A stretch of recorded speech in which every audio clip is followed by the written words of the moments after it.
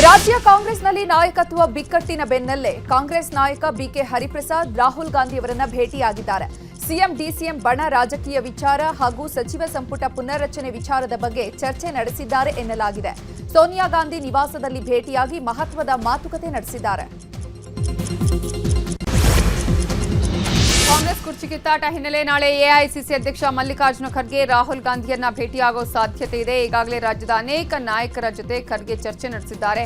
DKShi CM ಸ್ಥಾನಕ್ಕಾಗಿ ಶಾಸಕರ ದೆಹಲಿ ಯಾತ್ರೆ ಮಾಡಿದ್ದು, ಸಿಎಂ ಬಣ ಹಾಗೂ ಡಿಕೆಶಿ ಬಣ ರಾಜಕೀಯ ಸಂಪುಟ ಪುನಾರಚನೆ ಕುರಿತಾಗಿ ರಾಹುಲ್ ಜೊತೆ ಖರ್ಗೆ ಚರ್ಚಿಸುವ ಸಾಧ್ಯತೆ ಇದೆ. ರಾಜ್ಯದಲ್ಲಿ ಸಿಎಂ ಕುರ್ಚಿ ಕದನ ಜೋರಾಗಿದೆ. ದೆಹಲಿಯಲ್ಲೇ ಡಿಕೆಶಿ ಬೆಂಬಲಿಗರು ಬೀಡು ಬಿಟ್ಟಿದ್ದಾರೆ. ಮಾಗಡಿ ಶಾಸಕ ಬಾಲಕೃಷ್ಣ ನೇತೃತ್ವದ ತಂಡ ದೆಹಲಿಯಲ್ಲೇ ಇದ್ದು ಹೈಕಮಾಂಡ್ಗೆ ಒತ್ತಡ ತರುವಂತಹ ಕಾರ್ಯವನ್ನ ಮಾಡಲಾಗ್ತಿದೆ ಎನ್ನಲಾಗಿದೆ. ಚನ್ನಗಿರಿ ಶಾಸಕ ಶಿವಗಂಗಾ ಬಸವರಾಜ್, ರಾಮನಗರ ಶಾಸಕ ಇಕ್ಬಾಲ್ ಹುಸೇನ್, ಮದ್ದೂರು ಶಾಸಕ ಕದಲೂರು ಉದಯ್, ಕಿತ್ತೂರು ಶಾಸಕ ಬಾಬಾ ಸಾಹೇಬ್ ಪಾಟೀಲ್, ಕುಡಚಿ ಶಾಸಕ ಮಹೇಂದ್ರ ತಮ್ಮಣ್ಣನವರ್ ದೆಹಲಿಯಲ್ಲೇ ಇದ್ದು ದೆಹಲಿ ನಾಯಕರ ಭೇಟಿಗೆ ಸರ್ಕಸ್ ನಡೆಸಿದ್ದಾರೆ. ರಾಜ್ಯದಲ್ಲಿ ಕುರ್ಚಿ ಕಿತ್ತಾಟದ ಬೆನ್ನಲ್ಲೇ ಇವತ್ತು ರಾತ್ರಿ ಬೆಂಗಳೂರು ಏರ್ಪೋರ್ಟ್ಗೆ ಕೆಸಿ ವೇಣುಗೋಪಾಲ್ ಬರಲಿದ್ದಾರೆ. ಭೇಟಿ ವೇಳೆ ರಾಜ್ಯ ಕಾಂಗ್ರೆಸ್ ನಾಯಕರನ್ನ ಭೇಟಿಯಾಗುವ ಸಾಧ್ಯತೆ ಇದೆ. ರಾಜ್ಯ ನಾಯಕರ ಭೇಟಿ ಬಳಿಕ ಬೆಂಗಳೂರು ಮಾರ್ಗವಾಗಿ ವಯನಾಡಿಗೆ ಪ್ರಯಾಣ ಬೆಳೆಸಲಿದ್ದಾರೆ. ನಾಯಕತ್ವ ಬಿಕ್ಕಟ್ಟಿನ ಮಧ್ಯೆ ಮಂತ್ರಿ ಸ್ಥಾನಕ್ಕೆ ಹಿರಿಯ ಶಾಸಕರು ಲಾಬಿ ನಡೆಸಿದ್ದಾರೆ. ಇಂದು ಎಐಸಿಸಿ ಅಧ್ಯಕ್ಷ ಮಲ್ಲಿಕಾರ್ಜುನ ಖರ್ಗೆ ನಿವಾಸಕ್ಕೆ ಹಿರಿಯ ಶಾಸಕರು ಭೇಟಿ ನೀಡಿ ಸಚಿವ ಸ್ಥಾನಕ್ಕೆ ಒತ್ತಡ ಹೇರಿದ್ದಾರೆ. ಮಳವಳ್ಳಿ ಶಾಸಕ ನರೇಂದ್ರ ಸ್ವಾಮಿ, ತಿಪಟೂರು ಶಾಸಕ ಷಡಾಕ್ಷರಿ, ಎಂಎಲ್ಸಿ ಮಂಜುನಾಥ್ ಭಂಡಾರಿ ಖರ್ಗೆ ಮನೆಗೆ ಭೇಟಿ ನೀಡಿ ಸಂಪುಟದಲ್ಲಿ ಅವಕಾಶ ಕೊಡುವಂತೆ ಮನವಿ ಮಾಡಿದ್ದಾರೆ ಎನ್ನಲಾಗಿದೆ.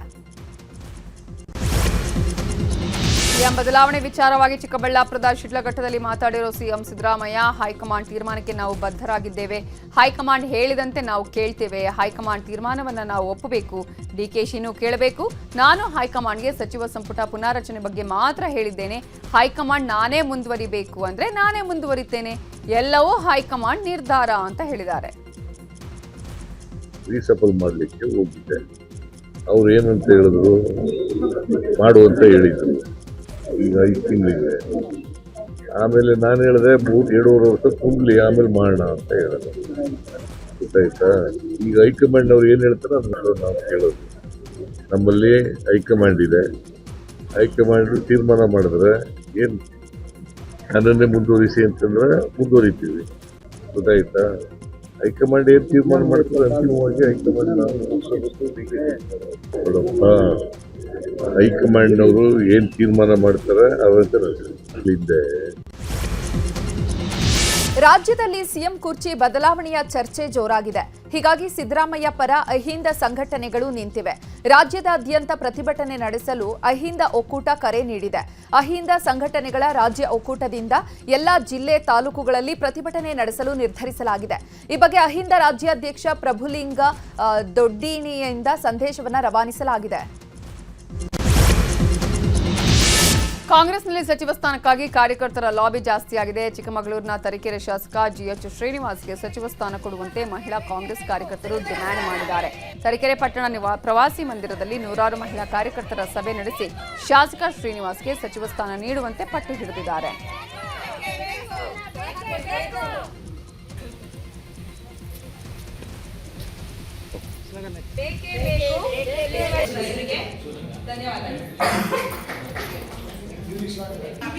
ಮಂಗಳೂರು ಜಿಲ್ಲೆಗೆ 32 ವರ್ಷದಿಂದಲೂ ಮಂತ್ರಿ ಸ್ಥಾನ ಕೊಟ್ಟಿಲ್ಲ. ಇದುವರೆಗೂ ಸಹ ಸಚಿವ ಸ್ಥಾನದಿಂದ ನಾವು ವಂಚಿತರಾಗಿದ್ದೇವೆ. ಈ ಬಾರಿ ನಾವು 5ಕ್ಕೆ 5 ಸ್ಥಾನನೂ ಸಹ ನಾವು ಕಾಂಗ್ರೆಸ್ ಪಕ್ಷದ ಅಭ್ಯರ್ಥಿಯನ್ನೇ ನಾವು ಎಂ.ಎಲ್.ಎ ಅಭ್ಯರ್ಥಿಯಾಗಿ ಕೊಟ್ಟಿದ್ದೇವೆ. ಹಾಗಾಗಿ ಈ ಬಾರಿ ನಮ್ಮ ಚಿಕ್ಕಮಗಳೂರು ಜಿಲ್ಲೆಗೆ ಯಾವುದೇ ಅನ್ಯಾಯವಾಗದಂತೆ ನಮಗೆ ಸಚಿವ ಸ್ಥಾನ ಕೊಡಲೇಬೇಕು ಅಂತಂದ್ಬಿಟ್ಟು ನಾವಿಲ್ಲೆಲ್ಲ ಮಹಿಳಾ ಕಾಂಗ್ರೆಸ್ ಪರವಾಗಿ ನಾವಿಲ್ಲಿ ಸೇರ್ಕೊಂಡಿದ್ದೀವಿ. ಅದರಲ್ಲಿಯೂ ಸಹ ನಮ್ಮ ಶಾಸಕರಾದಂತಹ ಜಿಎಚ್ ಶ್ರೀನಿವಾಸ್ ರವರಿಗೇನೆ ಸಹ ಸಚಿವ ಸ್ಥಾನ ಕೊಡಬೇಕು. ನಮ್ಮ ಶಾಸಕರಿಗೆ ಸಚಿವ ಸ್ಥಾನ ಕೊಡಿ ಅಂತ ನಾವು ಹೈಕಮಾಂಡ್ ಅವರಿಗೆ ಕೇಳ್ತಾ ಇದ್ದೀವಿ. ಹೈಕಮಾಂಡ್ ಇದ್ರ ಬಗ್ಗೆ ಸ್ವಲ್ಪ ಗಮನ ಹರಿಸಿ ನಮ್ಮ ಶಾಸಕರಿಗೆ ಸಚಿವ ಸ್ಥಾನ ಕೊಡಬೇಕು ಅಂತ ನಮ್ಮೆಲ್ಲ ಮಹಿಳೆಯರಿಂದ ನಾವು ಮನವಿ ಮಾಡ್ತಾ ಇದ್ದೀವಿ ಸರ್. ಡಿಸಿಎಂ ಡಿಕೆ ಶಿವಕುಮಾರ್ ಭೇಟಿ ವಿಚಾರದ ಬಗ್ಗೆ ಯಾದಗಿರಿಯಲ್ಲಿ ಮಾತನಾಡಿದ ಸಚಿವ ಕೆಜೆ ಜಾರ್ಜ್, ಡಿಕೆಶಿ ಡಿಸಿಎಂ ಇದ್ದಾರೆ, ಅವರು ನಮ್ಮ ಪಾರ್ಟಿ, ಹಾಗಾಗಿ ಭೇಟಿ ಮಾಡಿದ್ದೆ. ಎಐಸಿಸಿ ನನಗೆ ಯಾವುದೇ ಜವಾಬ್ದಾರಿಯನ್ನ ಕೊಟ್ಟಿಲ್ಲ. ಡಿಕೆಶಿ ಜೊತೆ ಬೆಂಗಳೂರು ಎಲೆಕ್ಷನ್ ಕುರಿತು ಚರ್ಚಿಸಿದ್ದೇನೆ. ಡಿಕೆಶಿ ಅವರಿಗೆ ತಾಳ್ಮೆಯಿಂದ ಇರು ಅಂತ ಹೇಳೋಕೆ ನಾನ್ಯಾರು? ಆ ಹಕ್ಕು ನನಗಿಲ್ಲ. ಕಾಂಗ್ರೆಸ್ನಲ್ಲಿ ಬಂಡಾಯವೇ ಇಲ್ಲ. ಇನ್ನು ಶಮನ ಎಲ್ಲಿಂದ ಅಂತ ತಮ್ಮ ಭೇಟಿ ಬಗ್ಗೆ ಸ್ಪಷ್ಟನೆ ನೀಡಿದ್ದಾರೆ. ಕುಮಾರ್ ಅವರು ನಮ್ಮ ಡೆಪ್ಯೂಟಿ ಚೀಫ್ ಮಿನಿಸ್ಟರ್, ನಾನು ನಮ್ಮ ಪಾರ್ಟಿಯವರು, ನಾವು ಕೊಲಿಗೂ ಮೀಟ್ ಮಾಡ್ತಾ ಇರ್ತೀವಿ. ಅಲ್ಲ ಸರ್, ಈಗ ಅಲ್ಲ ಎಐಸಿಸಿದ್ರು ನಿಮ್ಗೆ ಏನ್ ಪ್ರತಿನಿಧಿ ಕಳಿಸಿದ್ರೆ ಅದೆಲ್ಲ ಸುಳ್ಳು. AICC ಅವರು ಯಾವುದೇ ರೆಸ್ಪಾನ್ಸಿಬಿಲಿಟಿ ನನಗೆ ಕೊಡ್ಲಿಲ್ಲ. ನಾವು ಡಿ ಕೆ ಶಿವಕುಮಾರ್ ಒಟ್ಟಿಗೆ ನಮ್ಮ ಸರ್ಕಾರದ ವಿಚಾರವಾಗಿ ಮಾತಾಡ್ತೀವಿ. ಬೆಂಗಳೂರು ಕಾರ್ಪೊರೇಷನ್ ಎಲೆಕ್ಷನ್ ಬರ್ತಾ ಇದೆ, ಅದ್ರ ವಿಚಾರ ಮಾತಾಡಿದ್ವಿ ಹೊರತು AICC ಅವರು ಯಾವುದೇ ವಿಚಾರ ನನಗೆ ಒಪ್ಪಿಸಲಿಲ್ಲ. ನಾನು ಅದ್ರ ವಿಚಾರ ನನಗೆ ನಿಮ್ಮ ಮನೆಗೆ ಬಂದಿದ್ರು ಅವರು, ಅದು ಏನು ಹೌದ್ರಿ. ನಾವು ಅವರು 40 ವರ್ಷದಿಂದ ಪರಿಚಯ ಇದೆ. ನಮ್ಮ ಪಾರ್ಟಿಯವರು ನಮ್ಮ ಮನೆಗೆ ಬರ್ತೀವಿ, ನಾವು ಅವ್ರ ಮನೆಗೆ ಹೋಗ್ತೀವಿ. ಅದ್ರಲ್ಲಿ ಏನು ವಿಚಾರ ಏನಿದೆ? ಏನಿಲ್ಲ, CM ಪ್ರತಿನಿಧಿ ಇಲ್ಲ, AICC ಪ್ರತಿನಿಧಿ ಇಲ್ಲ. ನಾವು ವೈಯಕ್ತಿಕವಾಗಿ ನನ್ನ ಕೊಲಿಗೂ ನಾವು DCM ಆಗಾಗ ಮೀಟ್ ಮಾಡ್ತಾ ಇರ್ತೀವಿ. ಡಿಸಿಎಂ ಡಿಕೆ ಶಿವಕುಮಾರ್ ಸಿಎಂ ಆಗ್ಲಿ ಅಂತ ಹೇಳಿ ರಾಜ್ಯದ ಹಲವು ಕಡೆ ಅಭಿಮಾನಿಗಳು ದೇವರಿಗೆ ಪೂಜೆ ಸಲ್ಲಿಸುತ್ತಿದ್ದಾರೆ. ಇವತ್ತು ಮೈಸೂರಿನ ಗಣಪತಿ ದೇವಸ್ಥಾನದಲ್ಲಿ ಪೂಜೆ ನಡೆಸಲು ಅಭಿಮಾನಿಗಳು ಮುಂದಾಗಿದ್ರು.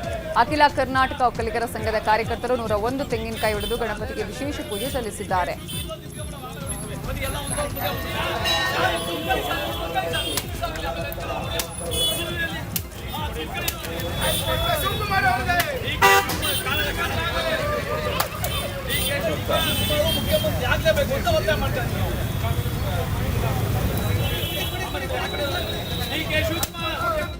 ಇನ್ನು ಚಾಮರಾಜನಗರದಲ್ಲೂ ಡಿಕೆ ಶಿವಕುಮಾರ್ ಸಿಎಂ ಆಗುವಂತೆ ಅಭಿಮಾನಿಗಳು ವಿಶೇಷ ಪೂಜೆ ಮಾಡಿಸಿದ್ದಾರೆ. ನಗರದ ಚಾಮರಾಜೇಶ್ವರ ದೇವಾಲಯದಲ್ಲಿ ಜಿಲ್ಲಾ ಒಕ್ಕಲಿಗರ ಸಂಘದ ಕಾರ್ಯಕರ್ತರು ಪೂಜೆ ಮಾಡಿಸಿದ್ದಾರೆ. ಬಳಿಕ ಈಡುಗಾಯಿ ಹೊಡೆದು ಪ್ರಾರ್ಥನೆ ಸಲ್ಲಿಸಿದ್ದಾರೆ.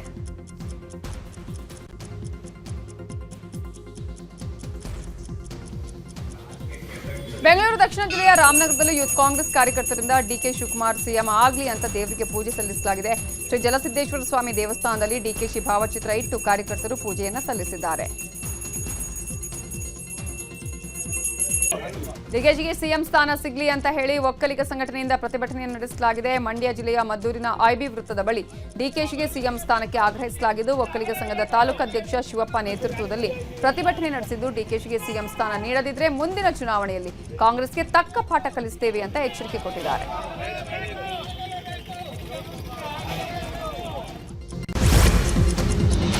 ಕಾಂಗ್ರೆಸ್ ಕುರ್ಚಿ ಕದನದ ವಿಚಾರವಾಗಿ ಚನ್ನಪಟ್ಟಣದಲ್ಲಿ ಮಾತನಾಡಿದ ಸಿಪಿ ಯೋಗೇಶ್ವರ್, ಸಿಎಂ ಡಿಸಿಎಂ ಇಬ್ಬರೂ ನಮ್ಮವರೇ. ಕಾಂಗ್ರೆಸ್ನಲ್ಲಿ ಯಾವುದೇ ಬಣ ರಾಜಕೀಯ ಇಲ್ಲ. ಏನೇ ಇದ್ರೂ ಕೂಡ ಹೈಕಮಾಂಡ್ ನಿರ್ಧರಿಸುತ್ತೆ. ನನ್ನನ್ನ ಈ ವಿವಾದಕ್ಕೆ ಎಳೆಯಬೇಡಿ. ಖರ್ಗೆ ಅವರು ಈಗಾಗಲೇ ಮಾತನಾಡಿದ್ದಾರೆ. ನಮ್ಮ ಜಿಲ್ಲೆಯಿಂದ ಬಾಲಕೃಷ್ಣಗೆ ಸಚಿವ ಸ್ಥಾನ ಕೊಡಿ ಅಂತ ಕೇಳ್ತಿದ್ದೇವೆ. ಏನೇ ಇದ್ರೂ ಕೂಡ ಪಕ್ಷದ ವೇದಿಕೆಯಲ್ಲಿ ಅಭಿಪ್ರಾಯವನ್ನ ತಿಳಿಸ್ತೇವೆ ಎಂದಿದ್ದಾರೆ. ಇನ್ನು ಇದೇ ವಿಚಾರವಾಗಿ ಲಕ್ಷ್ಮಣ್ ಸವದಿ ಕೂಡ ಪ್ರತಿಕ್ರಿಯಿಸಿದ್ದಾರೆ. CM ನಮ್ಮವರು, DCM ನಮ್ಮವರು. ನಾನು ಮುಖ್ಯಮಂತ್ರಿಗಳ ಹತ್ರ ಕೆಲಸ ಇತ್ತು, ನಮ್ಮ ಕೋಆಪರೇಟಿವ್ ವಿಚಾರದಲ್ಲಿ ಹೋಗಿದ್ದೆ. ಇವತ್ತು ಈಗಲೂ ಮುಖ್ಯಮಂತ್ರಿಗಳ ಹತ್ರ ಮಾತಾಡ್ಕೊಂಡು ಬಂದೆ. ಅದು ಆಗಬೇಕು ಸರ್ ಇವತ್ತು ಅಂತೇಳಿ. ಇವತ್ತು ಇವಾಗ ಮಾಡಿಕೊಡ್ತೀನಿ ಅಂತ ಹೇಳಿದ್ದಾರೆ.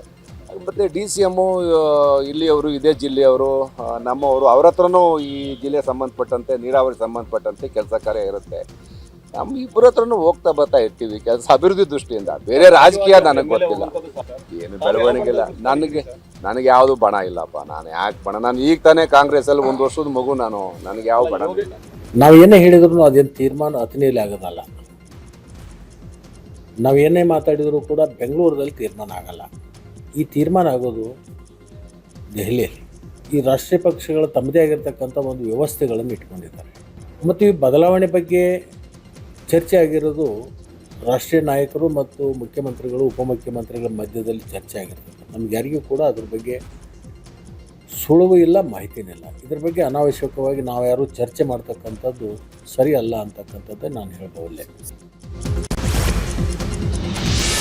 ಶಾಸಕರ ಖರೀದಿ ವಿಚಾರದ ಬಗ್ಗೆ ಮಾತಾಡಿರೋ ವಿಪಕ್ಷ ನಾಯಕ ಅಶೋಕ್, ಕಾಂಗ್ರೆಸ್ನ ಯಾವುದೇ ಶಾಸಕರು ನಮ್ಮ ಬಳಿ ಬಂದರೂ ಅವರ ಜೊತೆ ಸರ್ಕಾರ ಮಾಡುವಂತಹ ಪರಿಸ್ಥಿತಿಯಲ್ಲಿ ನಾವಿಲ್ಲ. ಒಂದು ವೇಳೆ ಅಂತಹ ಸನ್ನಿವೇಶ ಬಂದರೆ ಚುನಾವಣೆಗೆ ಹೋಗ್ತೀವಿ. JDS ಜೊತೆ ನಾವು 170 ಸ್ಥಾನ ಗೆದ್ದು ಅಧಿಕಾರಕ್ಕೆ ಬರ್ತೇವೆ. ಒಟ್ಟಿನಲ್ಲಿ ರಾಜ್ಯದಲ್ಲಿ ಕಾಂಗ್ರೆಸ್ ಮುಕ್ತ ಆಗಬೇಕು. ನಮ್ಮ ಶಾಸಕರನ್ನ ಖರೀದಿ ಮಾಡ್ತಾರೆ ಅನ್ನೋದೇ ಅದ್ಭುತ. ಸಾಯೋ ಪಾರ್ಟಿಗೆ ಯಾರು ಹೋಗ್ತಾರೆ? ನಾವು ಕಾಂಗ್ರೆಸ್ ಶಾಸಕರನ್ನ ಕರ್ಕೊಂಡು ಸರ್ಕಾರ ಮಾಡಲ್ಲ. ಅಂತಹ ಪರಿಸ್ಥಿತಿ ನಮಗೆ ಬಂದಿಲ್ಲ. ಡಿಕೆಶಿ ಆಗಲಿ ಬೇರೆ ಯಾರೇ ಆಗಲಿ ಕಾಂಗ್ರೆಸ್ನಿಂದ ಬಂದರೆ ಸೇರಿಸಿಕೊಳ್ಳಲ್ಲ ಅಂತ ಹೇಳಿದ್ದಾರೆ. ಇನ್ನು ಇದೇ ವಿಚಾರವಾಗಿ ಬೊಮ್ಮಾಯಿ, ಛಲವಾದಿ ನಾರಾಯಣಸ್ವಾಮಿ ಕೂಡ ಪ್ರತಿಕ್ರಿಯಿಸಿದ್ದಾರೆ. ನೋಡ್ರಿ, ಅವರಾಗೆ ಅವ್ರು ಬರ್ತೀನಿ ಅಂದರೂ ನಾವು ಅವ್ರ ಜೊತೆ ಸರ್ಕಾರ ಮಾಡಲ್ಲ. ಕಾಂಗ್ರೆಸ್ಸಿನ ಯಾವುದೇ ರೆಬಲ್ ಶಾಸಕರ ಜೊತೆ ನಾವು ಸರ್ಕಾರ ಮಾಡುವಂಥ ಪರಿಸ್ಥಿತಿ ಇಲ್ಲ. ಜನರ ಮ್ಯಾಂಡೇಟ್ಗೆ ಹೋಗ್ತೀರಿ ನಾವು ಮತ್ತು JDS ಮುಂದೆ ಬರುವಂಥ ಚುನಾವಣೆಗಳಿಗೆ ಒಟ್ಟಾಗಿ ಹೋಗ್ತೀರಿ. ಕರ್ನಾಟಕದಲ್ಲಿ 170 ಯಾವ ರೀತಿ ಬಿಹಾರದಲ್ಲಿ ಬಂತು, ಯಾವ ರೀತಿ ಆಂಧ್ರ ಪ್ರದೇಶದಲ್ಲಿ ಚುನಾವಣೆ ಆದಾಗ ರಿಸಲ್ಟ್ ಬಂತು, ಸೇಮ್ ರಿಸಲ್ಟ್. ನಾನಿವತ್ತು ನನ್ನ ಜ್ಯೋತಿಷ್ಯ ಅಂತ ಹೇಳೋರಲ್ಲ DK ಶಿವಕುಮಾರ್, ಇವತ್ತು ನಾನು ಜ್ಯೋತಿಷ್ಯ ಹೇಳ್ತಾ ಇದ್ದೀನಿ, 170 ಸೀಟ್ಗೂ ಹೆಚ್ಚು ಸೀಟ್ಗಳನ್ನು ನಾವು ಕರ್ನಾಟಕದಲ್ಲಿ ಗೆಲ್ತೀರಿ. ಬರೆದು ಮಾಡ್ಕೊಳ್ಳಿ. ಕಾಂಗ್ರೆಸ್ ಇರುವಂಥ ಅಧಿಕಾರ ದಾಹ ಮತ್ತು ಇಡೀ ಭಾರತದಲ್ಲಿ ಎಲ್ಲ ಕಡೆ ಸೋಲು ಅನುಭವಿಸಿದ ಮೇಲೆ ಹೈಕಮಾಂಡಾಗಿ ಉಳಿದಿಲ್ಲ. ಹೀಗಾಗಿ ಈ ಅಧಿಕಾರ ದಾಹದ ಆಟ ಮುಂದುವರಿತಿದೆ. ಇವರು ಅಧಿಕಾರ ದಾಹದ ಆಟದಲ್ಲಿ ರಾಜ್ಯ ಹಾಳಾಗಿ ಹೋಗ್ತದಲ್ಲ, ರಾಜ್ಯ ಹಾಳಾಗಿ ಹೋಗುತ್ತೆ, ರೈತರು ಹಾಳಾಗ್ತಾ ಇದ್ದಾರೆ, ಜನಸಾಮಾನ್ಯರು ಹಾಳಾಗ್ತಾ ಇದ್ದಾರೆ. ಕತ್ತಲ ಮನೆ ವ್ಯವಹಾರಕ್ಕೆ ದಾಖಲೆ ಇರ್ತದೇನು? ಕತ್ತಲ ಮನೆಯಲ್ಲಿ ಯಾರು ವ್ಯವಹಾರ ಮಾಡಿರ್ತಾರೋ ಅವರು ಹೊರಗಡೆ ಹೇಳಿದಾಗ ಅದು ಬಟ್ಟ ಬಯಲಾಗ್ತದೆ. ಅದನ್ನು ಯಾರು ಒಳಗಡೆ ನಡೆಸ್ತಿದ್ರು ಅದರಲ್ಲಿ ಪಾತ್ರಧಾರಿಗಳಿದ್ರು ಅವರು ಹೊರಗಡೆ ಹೇಳ್ಕೊಂಡಾಗ ಅದು ಬಂದೇ ಬರ್ತದೆ. ವಿರೋಧ ಪಕ್ಷದ ನಾಯಕರಾಗಿ ನಾವು ಹೊರಗಡೆ ಹೇಳ್ತಕ್ಕಂಥದ್ದು ಅದು ನಾವು ಜನರಿಗೆ ಗಮನಕ್ಕೆ ಅದು ತರಬೇಕಾಗಿತ್ತು, ಮಾಡಿದ್ದೇವೆ. ನಿಮ್ಮ ಮೀಡಿಯಾಗಳಲ್ಲಿ ಇಂಥವ್ರ ಕಡೆ 10 ಜನ ಇದ್ದಾರೆ, ಇಂಥವ್ರ ಕಡೆ 20 ಜನ ಇದ್ದಾರೆ, ಅವ್ರ ಕಡೆ 100 ಜನ ಇದ್ದಾರೆ ಅಂತಿದ್ರಿ. ಈಗ ಇದ್ದಕ್ಕಿದ್ದಂಗೆ ಉಲ್ಟಾ ನಂಬರ್ಗಳಾಯಿತು ಅಂತಂದರೆ ಅರ್ಥ ಮಾಡ್ಕೊಳ್ಳಿ. ಕಾಂಗ್ರೆಸ್ನಲ್ಲಿ ಶಾಸಕರ ಖರೀದಿ ಆರೋಪ ಮಾಡಿದ್ದ ಅಶೋಕ್ ಹೇಳಿಕೆಗೆ ಡಿಸಿಎಂ ಡಿಕೆಶಿ ತಿರುಗೇಟು ಕೊಟ್ಟಿದ್ದಾರೆ. ಈ ಕುರಿತು ಮಾತನಾಡಿದ ಅವರು, ಶಾಸಕರ ಖರೀದಿ ಸಂಸ್ಕೃತಿ ಬಿಜೆಪಿಯಲ್ಲಿ ಇರೋದು. ಮುಖ್ಯಮಂತ್ರಿ ಆಗಬೇಕಾದ್ರೆ ಎಷ್ಟು ಸಾವಿರ ಕೋಟಿ ಕೊಡಬೇಕು ಅಂತ ಬಿಜೆಪಿಯವರೇ ಹಿಂದೆ ಹೇಳಿದ್ದಾರೆ. ಅಸೆಂಬ್ಲಿಯಲ್ಲೂ ಸಹ ಎಷ್ಟೆಷ್ಟೋ ಕೋಟಿಯನ್ನ ಕೊಟ್ಟು ಶಾಸಕರ ಖರೀದಿ ಬಗ್ಗೆ ದಾಖಲೆಗಳೇ ಇದೆ. ಅವರು ಮಾಡ್ತಾ ಇದ್ದಂತಹ ಪ್ರವೃತ್ತಿನ ಅವರು ನೆನೆಸ್ಕೋತಿದ್ದಾರೆ ಅಷ್ಟೇ ಅಂತ ಕೌಂಟರ್ ಕೊಟ್ಟಿದ್ದಾರೆ. ಸಂಸ್ಕೃತಿ ಅವರಲ್ಲಿ ಇರೋದು. ಮುಖ್ಯಮಂತ್ರಿಗಳು ಅಧಿಕಾರ ಬರಬೇಕಾದ್ರೆ 10,000 ಕೋಟಿ ಕೊಡಬೇಕು ಅಂತ BJಪಿಯವರು ಹಿಂದೆ ಹೇಳಿದ್ದಾರೆ. ಅಸೆಂಬ್ಲಿಲೂ ಕೂಡ ಎಷ್ಟೆಷ್ಟು ಕೋಟಿಗಳು ಕೊಟ್ಟು ಶಾಸಕರು ಕೊಟ್ಟು ಖರೀದಿ ಮಾಡಿದ್ರು ಅಂತ ದಾಖಲೆಗಳಲ್ಲಿ ಆಲೇ ಬಂದಿದೆ. ಅವ್ರದ್ದು ಮಾಡ್ತಿದ್ದಂಥ ಪ್ರವೃತ್ತಿನ ಅವ್ರು ನೆನೆಸ್ಕೋತಾ ಇದ್ದಾರೆ ಅಷ್ಟೇ. ಅದು ದೆಹಲಿ ಪ್ರವಾಸದಲ್ಲಿರೋ ಬಿಜೆಪಿ ರಾಜ್ಯಾಧ್ಯಕ್ಷ ವಿಜಯೇಂದ್ರ ಇವತ್ತು ಕೇಂದ್ರ ಸಚಿವ HD ಕುಮಾರಸ್ವಾಮಿ ಅವರನ್ನ ಭೇಟಿಯಾಗಿದ್ದಾರೆ. ದೆಹಲಿಯಲ್ಲಿ HDK ಕಚೇರಿಗೆ ಭೇಟಿ ಕೊಟ್ಟು ರಾಜ್ಯ ಕಾಂಗ್ರೆಸ್ನಲ್ಲಿ ನಡೀತಾ ಇರುವ ನಾಯಕತ್ವದ ಪೈಪೋಟಿ ಕುರಿತು ಚರ್ಚೆ ನಡೆಸಿದ್ದಾರೆ. ಅಲ್ಲದೆ ಸರ್ಕಾರದ ವಿರುದ್ಧ ಹೋರಾಟದ ಕಾರ್ಯತಂತ್ರಗಳ ಬಗ್ಗೆ ಇಬ್ಬರೂ ಸಮಾಲೋಚನೆ ಮಾಡಿದ್ದಾರೆ. ಬಳಿಕ ಪ್ರಹ್ಲಾದ್ ಜೋಶಿಯನ್ನ ಭೇಟಿಯಾಗಿ ರಾಜ್ಯ ಕಾಂಗ್ರೆಸ್ ಸರ್ಕಾರದ ವಿರುದ್ಧ ಹೋರಾಟದ ಕಾರ್ಯತಂತ್ರಗಳ ಬಗ್ಗೆ ಸಮಾಲೋಚನೆ ನಡೆಸಿದ್ದಾರೆ.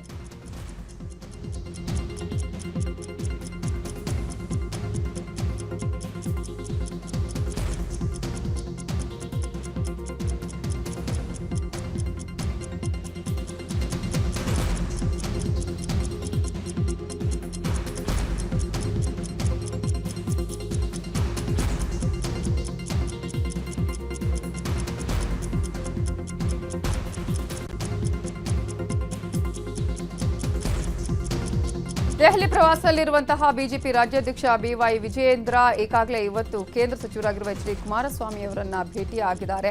ರಾಜ್ಯದಲ್ಲಿ ಏನೆಲ್ಲ ಬೆಳವಣಿಗೆಗಳು ಆಗ್ತಾ ಇದೆ, ಕಾಂಗ್ರೆಸ್ ಸರ್ಕಾರದಲ್ಲಿ ಯಾವೆಲ್ಲ ಡೆವಲಪ್ಮೆಂಟ್ಸ್ ಆಗ್ತಾ ಇದೆ ಅಂತ ಹೇಳಿದ್ರೆ ಒಂದು ಕಡೆ ಈಗಾಗಲೇ ಕುರ್ಚಿ ಕಚ್ಚಾಟದ ವಿಚಾರಗಳು ಇವೆಲ್ಲದರ ಬಗ್ಗೆ ಮಾಹಿತಿ ಕೊಟ್ಟಿದ್ದಾರೆ. ಮತ್ತೊಂದು ಕಡೆ ಕೇಂದ್ರ ಸಚಿವ ಪ್ರಹ್ಲಾದ್ ಜೋಶಿ ಅವರನ್ನು ಭೇಟಿಯಾಗಿ ಈ ಎಲ್ಲ ವಿಚಾರಗಳ ಬಗ್ಗೆ ಚರ್ಚೆ ನಡೆಸಿದ್ದಾರೆ. ಕಾಂಗ್ರೆಸ್ ಹಿರಿಯ ಶಾಸಕ ಶಾಮನೂರು ಶಿವಶಂಕರಪ್ಪ ಅನಾರೋಗ್ಯಕ್ಕೀಡಾಗಿದ್ದಾರೆ. ಆರೋಗ್ಯದಲ್ಲಿ ವ್ಯತ್ಯಾಸದ ಹಿನ್ನೆಲೆ ಆಸ್ಪತ್ರೆಗೆ ದಾಖಲಿಸಿ ಚಿಕಿತ್ಸೆ ನೀಡಲಾಗ್ತಾ ಇದೆ.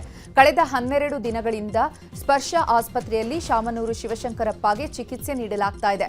ನಿನ್ನೆ CM Siddaramaiah, DCM DK Shivakumar ಆಸ್ಪತ್ರೆಗೆ ಭೇಟಿ ನೀಡಿ ಆರೋಗ್ಯ ವಿಚಾರಿಸಿದ್ದಾರೆ. ಇಂದು ಮಲ್ಲಿಕಾರ್ಜುನ ಖರ್ಗೆ ಭೇಟಿ ನೀಡಿ ಶಾಮನೂರು ಆರೋಗ್ಯವನ್ನ ವಿಚಾರಿಸಿದ್ದಾರೆ. ಕಾಂಗ್ರೆಸ್ನಲ್ಲಿ ಕುರ್ಚಿ ಕಿತ್ತಾಟದ ಮಧ್ಯೆಯೇ ಬಿಜೆಪಿ ರೈತರ ಸಮಸ್ಯೆ ಹೆಸರಿನಲ್ಲಿ ಹೋರಾಟಕ್ಕೆ ಮುಂದಾಗಿದೆ. ಈ ಕುರಿತು ಮಾತಾಡಿರುವ ವಿಪಕ್ಷ ನಾಯಕ ಆರ್ ಅಶೋಕ್, ಸುಳ್ಳೆ ಕಾಂಗ್ರೆಸ್ಸಿನ ಬಂಡವಾಳ, ರೈತರ ದಿಕ್ಕು ತಪ್ಪಿಸಿದ ಸಿಎಂ ಅನ್ನುವ ಘೋಷವಾಕ್ಯದಲ್ಲಿ ಪ್ರತಿಭಟನೆ ನಡೆಸಲಾಗುತ್ತೆ ಅಂತ ಹೇಳಿದ್ದಾರೆ. ಅಲ್ಲದೆ ಹೋರಾಟ ಕುರಿತ ಪೋಸ್ಟರ್ಗಳನ್ನು ಬಿಡುಗಡೆ ಮಾಡಿದ್ದಾರೆ. ನಾಳೆ ವಿಜಯೇಂದ್ರ ದಾವಣಗೆರೆಯಲ್ಲಿ ಮೆಕ್ಕೆಜೋಳದ ಬೆಲೆ ಕೊಡಬೇಕು ಅನ್ನುವಂತಹ ಹಿನ್ನೆಲೆಯಲ್ಲಿ ಪ್ರತಿಭಟನೆ ಮಾಡಲಿದ್ದಾರೆ. ಪ್ರತಿ ಜಿಲ್ಲೆಗೆ ಸಂಬಂಧಪಟ್ಟಂತಹ ಕಡೆ ರ್ಯಾಲಿ ಹಾಗೂ ಸಮಾವೇಶ ಮಾಡಲಿದ್ದೇವೆ. ನಾವು ಸರ್ಕಾರವನ್ನ ಬಡಿದೆಬ್ಬಿಸುವ ಕೆಲಸ ಮಾಡ್ತೇವೆ ಅಂತ ಹೇಳಿದ್ದಾರೆ. ಸುಳ್ಳೆ ಕಾಂಗ್ರೆಸ್ಸಿನ ಬಂಡವಾಳ, ರೈತರ ದಿಕ್ಕು ತಪ್ಪಿಸಿದ CM, ಈ ಘೋಷಣೆಗಳನ್ನು ಇಟ್ಕೊಂಡು ನಾವು ಹೋರಾಟವನ್ನು ಮಾಡ್ತಾ ಇದ್ದೀರಿ. ರಾಜ್ಯಾಧ್ಯಕ್ಷರು ಕೂಡ ದಾವಣಗೆರೆ ಜಿಲ್ಲೆಯಲ್ಲಿ ಹೋಗ್ತಾರೆ. ನಮ್ಮೆಲ್ಲ ನಾಳೆ ಮೆಕ್ಕೆಜೋಳ ಇದಕ್ಕೆ ಹೋಗ್ತಾರೆ ರಾಜ್ಯಾಧ್ಯಕ್ಷರು ವಿಜಯೇಂದ್ರ ಅವರು. ಒಂದೊಂದು ಜಿಲ್ಲೆಯಲ್ಲಿ ಒಂದೊಂದು ವಿಶೇಷವಾದಂಥ ಒಂದು ಪ್ರತಿಭಟನೆಯನ್ನು ಮಾಡ್ತೀವಿ. ರ್ಯಾಲಿ ಮಾಡೋದು ಒಂದು, ಈ ಥರ ಆಯಾ ಜಿಲ್ಲೆಗೆ ಸಂಬಂಧಪಟ್ಟಂಥ ಹೋರಾಟಗಳನ್ನು ಜಿಲ್ಲಾ ಸಮಿತಿಯವರು ತೀರ್ಮಾನವನ್ನು ಮಾಡ್ತಾರೆ. ರೈತ ಮೋರ್ಚಾದವರು ನಮ್ಮ